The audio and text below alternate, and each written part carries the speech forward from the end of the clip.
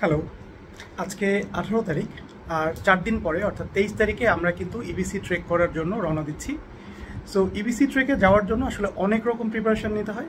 তার মধ্যে একটা অন্যতম গুরুত্বপূর্ণ এবং কমপ্লিকেটেড একটা কাজ হচ্ছে কি জিনিস নিতে হবে এবং সেটা কিভাবে প্যাক করব। সো এইটা নিয়ে কিন্তু আসলে অনেক বেশি চিন্তাভাবনা, অনেক বেশি প্রিপারেশনের সুযোগ আছে। ইবিসি ট্রেকে আমাদের মূলত দুইটা ব্যাগ লাগবে। একটা লাগে 60 লিটার প্লাস ব্যাকপ্যাক, যেখানে আমাদের সমস্ত জিনিসপত্রই থাকে, এবং এই ব্যাগটা সাধারণত আমাদের পোর্টাররা ক্যারি করে। আমরা যদি পোর্টার নিই তাহলে পোর্টাররা এই ব্যাগটা ক্যারি করে। আরেকটা ব্যাগ লাগে যেটাকে আমরা বলি ডে প্যাক। এটা আকারে অনেকটাই ছোট, অবশ্যই 30 লিটার বা তার থেকে কম। এবং এই ব্যাগে আমরা সেই সব জিনিসপত্রই রাখি যেটা আমাদের প্রত্যেক দিন ট্রেক করার সময় অর্থাৎ হাঁটার সময় আমাদের কাজে লাগবে, এবং এই ব্যাগটা কিন্তু আমাদের নিজেদের ক্যারি করতে হবে। সো আজকে চলেন শুরুতেই দেখি যে ডে প্যাকটা কেমন হওয়া উচিত এবং সেই ডে প্যাকে কী কী সুযোগ সুবিধা থাকলে ভালো।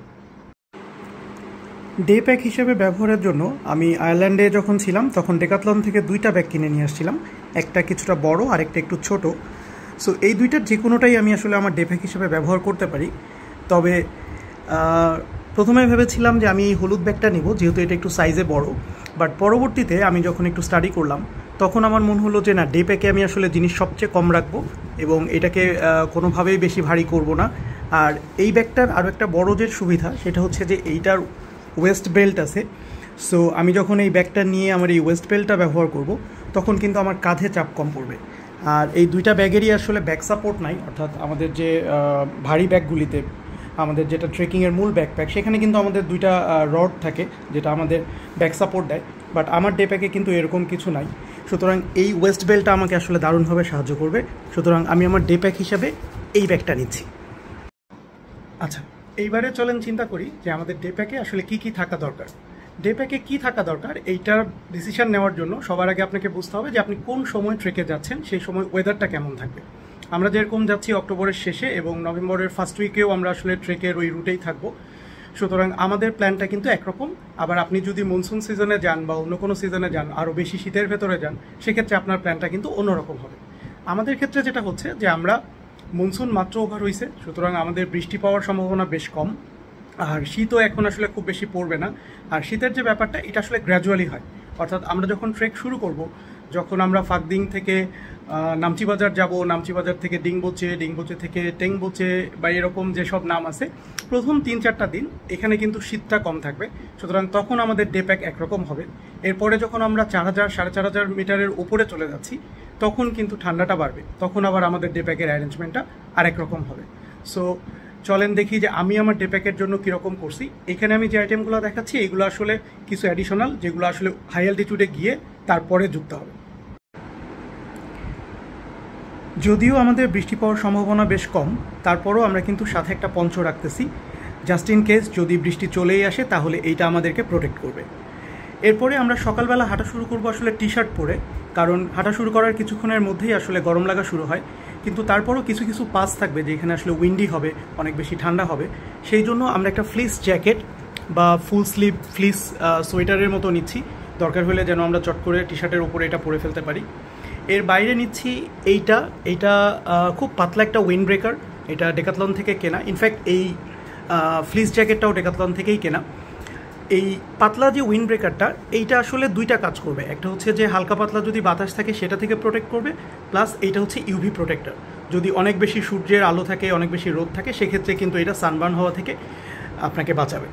আর যদি আপনি এরকম পাতলা উইন্ড ব্রেকার আপনার সাথে না থাকে বা আপনি যদি নিতে না চান, সেক্ষেত্রে আমরা বাইক চালানোর সময় যে এক্সট্রা স্লিপগুলি ব্যবহার করি সেটাও আপনি নিতে পারেন। এরপরে আমরা নিচ্ছি শীতের প্রিপারেশান। প্রথম 1-2 দিনে হয়তো আমাদের এটা লাগবে না, বাট আমরা ওখানে গেলে ওয়েদার দেখে তারপর ডিসিশন নেব।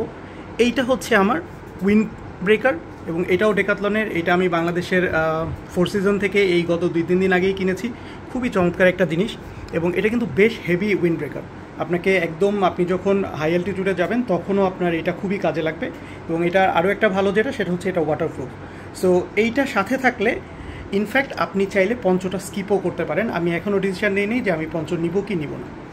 এরপরে আমার একটা ডাউন জ্যাকেট, এইটা আসলে যখন আমি হাই অ্যালটিটিউডে যাচ্ছি, আমার শেষ 3 দিন যখন আমি টেংবোচে বা লোবোচে থেকে গোরক্ষেপ হয়ে এভারেস্ট বেস ক্যাম্পে যাব, সেই দিন কিন্তু আমাকে অবশ্যই সাথে এই ডাউন জ্যাকেটটা রাখতে হবে, কারণ ওইখানে অনেক বেশি ঠান্ডা থাকবে এবং যে কোনো মুহূর্তে দেখা গেল যে হাঁটতে গিয়ে এমন একটা জায়গায় পৌঁছাইলাম যেখানে অনেক বেশি বাতাস, অনেক বেশি ঠান্ডা, তখন কিন্তু আমাকে লেয়ার করে পড়তে হবে। তখন আমার উইন্ড ব্রেকার লাগবে, আমার ডাউন জ্যাকেট লাগবে, আমার ফ্লিস লাগবে, আমার সব কিছুই আসলে লাগবে। এর বাইরে ডেফিনেটলি আপনার একটা মাথার জন্য ক্যাপ থাকবে, কান ঢাকা টুপি, সাথে একটা বাফ থাকবে যেটা আপনার গলা এবং নাক পর্যন্ত কভার করবে। আমার 2 রকম হ্যান্ড গ্লাভস আছে। লো অ্যালটিটিউডে আমি এই উলের পাতলা হাতমোজা ব্যবহার করব, হাই অ্যালটিটিউডে গেলে তখন আমাকে এরকম একটা হেভি হাতমোজা ইউজ করতে হবে। আমি নি ক্যাপ নিচ্ছি। আমার যেহেতু ট্রেক করার অভ্যাস খুব বেশি নাই, আমরা প্রায় 3 বছর পর এরকম একটা ট্রেকিংয়ে যাচ্ছি, সুতরাং এটা একটা এক্সট্রা প্রোটেকশন। যদি আমার মনে হয় যে আমার উঠতে বা নামতে কষ্ট হচ্ছে, তখন আমি হয়তো এই নি ক্যাপটা ইউজ করব।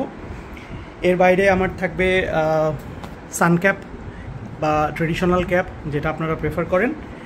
এরপর যেহেতু আমি ভিডিও করব, সুতরাং আমার সাথে ক্যামেরা এবং ট্রাইপড এবং পাওয়ার ব্যাঙ্কও থাকবে।